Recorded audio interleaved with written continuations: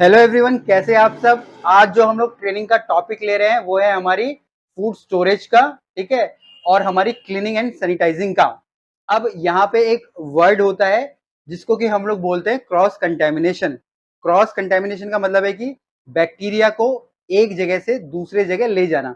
और वो कौन करता है? वो हम लोग ही करते हैं। मतलब जो हमारे हाथों द्वारा जो बैक्टीरियाज हैं, वायरस हैं, ठीक है, वो एक जगह से दूसरी जगह जाते हैं, जिससे कि हमारे गेस्ट बीमार होते हैं, हम बीमार होते हैं।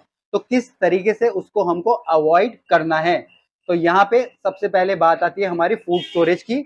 मतलब कि किस प्रकार से हमको फूड को स्टोर करना है। तो सबसे पहले अगर आप पिक्चर में देखेंगे, यहाँ पे है do not store food with chemical. कभी भी आपको आपके खाने के साथ केमिकल को नहीं रखना है। एग्जाम्पल के लिए जैसे कि हमारे किचन में सैनिटाइजर आता है, विनेगर आता है, क्लोरीन आता है, ठीक है। कहीं कहीं पे वो बड़ी बकेट्स में आते हैं। अब हम चाहें तो उनको जो बिस्लरी की बोतल होती है, पानी की बोतल में रखते हैं, बट कभी भी उनको आपको साथ में नहीं रखना है, उनको आपको सेपरेट रखना है। अब ये भी हो सकता है कि आपने जो क्लोरीन है बिस्लरी की बोतल में डाल के रखा हो या स्प्रे में डाल के रखा हो, तो वो आपके केक में या किसी भी खाने के ऊपर आपके जा सकता है, जो कि बाद में कस्टमर उसको खा के बीमार पड़ सकता है। डायरिया, दस्त, बुखार उखार, ये सारी चीजें उसको हो सकती है। दूसरा यहाँ पे हमारा ready to eat away from the raw food. हमेशा आपको जो खाने को जो रेडी टू ईट है, रेडी टू ईट क्या बोलते हैं? जैसे मेरे फ्रूट्स हो गए, मेरा कोई सैंडविचेस हो गया, या चिकन टिक्का कुकड हो गया, उसको आपको अनकुक्ड या रॉ। रॉ में हमारा क्या होता है? जैसे रॉ चिकन हो गया, उनको सेपरेट रखना है।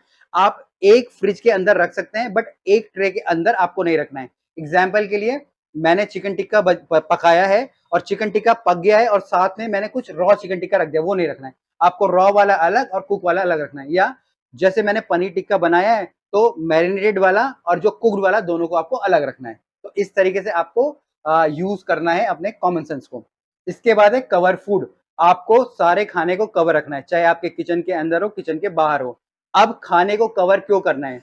मान लीजिए मैंने बोला बाहर मैंने कोई खाना रखा है, तो बाहर मैं कवर के रख रहा हूँ, तो ऊपर से कोई छिपकली, कीड़ा मकोड़ा, बाल आपके नहीं गिरेंगे, कवर रहेगा। सेम आपको फ्रिज के अंदर भी कवर क्यों रखना है?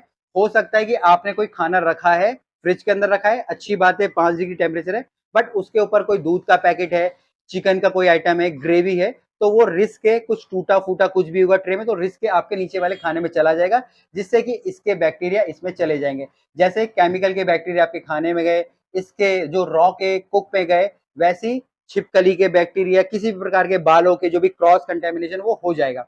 इसके बाद यहाँ पे आता है एक लास्ट, आप पिक्चर देखोगे, यहाँ पे हमने लिखा है 6 inches. Store food at least 6 inches of the floor. कोई भी खाना चाहे वो डायरेक्ट डायरेक्ट आपके बाहर से आए हो, डायरेक्ट फ्लोर पे नहीं रखना है। कोई भी आइटम आपको हमेशा टेबल के ऊपर रखना है, चाहे वो छोटा टेबल हो, बड़ा टेबल हो, बट जमीन से हमेशा वो 6 इंच ऊपर होना चाहिए। 6 इंच इसलिए रखा है, आप किचन में काम कर रहे हैं तो आपकी जो जगह गंदी होगी ही होगी, बट आपको साफ करने के लिए, नीचे झाड़ू लगाने के लिए, नीचे मॉप लगाने के लिए, किसी भी प्रकार की क्लीनिंग के लिए, या फिर जैसे हमारे जो चूहे को पकड़ने के लिए हमारे गम पैड आते हैं, उन सब के लिए आपको जगह चाहिए। तो एटलीस्ट 6 इंच की आपको जगह चाहिए होगी, ताकि आप वहां पे वो चीजें कर पाए। तो क्लीनिंग करनी है तो एटलीस्ट 6 इंच की जगह होनी चाहिए, और कोई भी सामान डायरेक्ट आपको फ्लोर में नहीं रखना है। ठीक है। आप बाहर से चीनी की बोरी लाए, नीचे नहीं रखनी है, फ्रिज में रखना है। आप पानी की बोतल लाए, नीचे नहीं रखना है, फ्रिज में रखना है। आप चिकन लेके आए, डायरेक्ट नीचे नहीं रखना है, आपको तोल के अपना साफ सुफ करके आपका रखना है, तो नीचे आपका कुछ नहीं आएगा। दूसरा हमारा जो क्रॉस कंटेमिनेशन के अंदर आ जाता है, जो कि हमको अवॉइड करना है, वो है हमारी क्लीनिंग एंड सैनिटाइजिंग। अब यहाँ पे do not clean while preparing food. जब भी आप क्लीनिंग कर रहे हैं, ठीक है, तो आपको खाना नहीं बनाना है, या खाना बना रहे तो क्लीनिंग नहीं करनी है।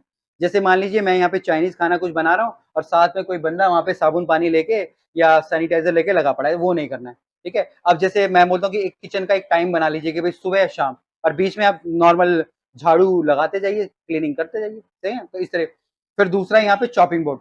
चॉपिंग बोर्ड में हम बोलते हैं, जैसे हम लोग सेपरेट चॉपिंग बोर्ड, जैसे हम लोग यहाँ पे अलग अलग चॉपिंग बोर्ड है, हम लोग यूज कर रहे हैं, बट सेपरेट का मतलब ये नहीं है कि आप एक ही चॉपिंग बोर्ड को दिन भर यूज करेंगे।